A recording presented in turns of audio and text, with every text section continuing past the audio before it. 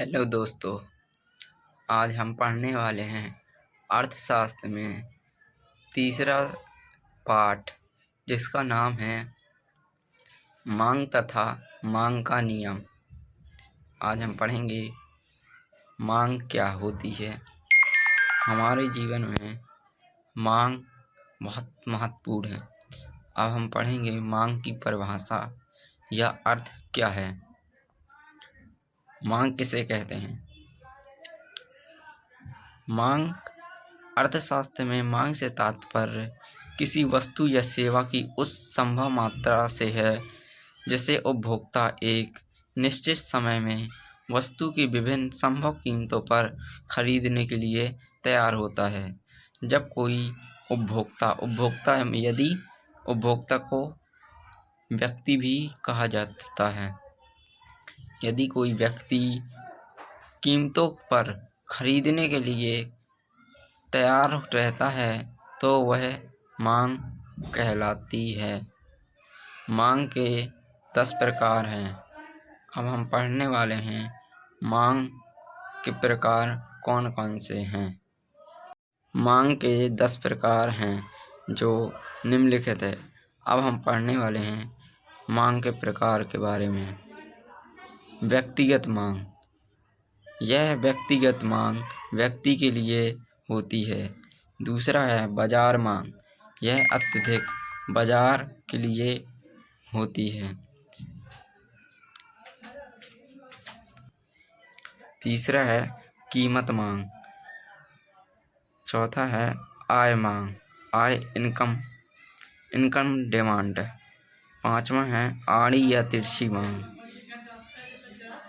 छठवां है संयुक्त मांग।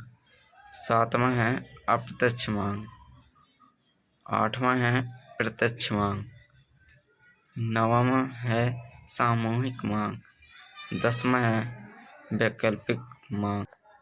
अभी हमने 10 प्रकार मांग के 10 प्रकार को अच्छे से पढ़ा। यदि आपको कहीं अब हम देखने वाले हैं मांग वक्र। मांग वक्र के बारे में। मांग वक्र की परिभाषा इस प्रकार है।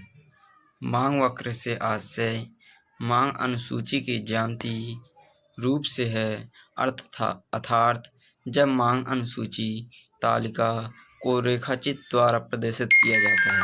किसके द्वारा? रेखाचित्र के द्वारा प्रदर्शित किया जाता है। तो इस प्रकार निर्मित वक्र या रेखा को मांग वक्र या मांग रेखा कहा जाता है। इसकी सरल परिभाषा, जब कभी मांग अनुसूची किसी तालिका द्वारा जो रेखाचित्र प्रदर्शित किया जाता है तो उसे मांग वक्र या मांग रेखा कहा जाता है। यह वस्तु के विभिन्न मूल्यों एवं उन मूल्यों पर वस्तु की मांगी जाने वाली मात्रा के मध्य संबंध को प्रदर्शित करता है। किसके संबंध प्रदर्शित करता है? मूल्यों पर वस्तु की मांगी जाने वाली मात्रा, किस भी मांगी जाने वाली मात्रा के संबंध पर को प्रदर्शित करता है। हम दोबारा पढ़ने वाले हैं मांग वक्र।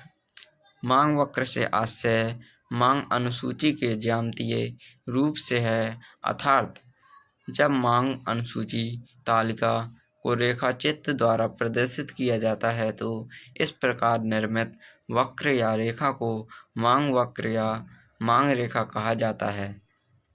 यह वस्तु के विभिन्न मूल्यों एवं इन मूल्यों पर वस्तु की मांगी जाने वाली मात्रा के मध्य संबंध को प्रदर्शित करता है।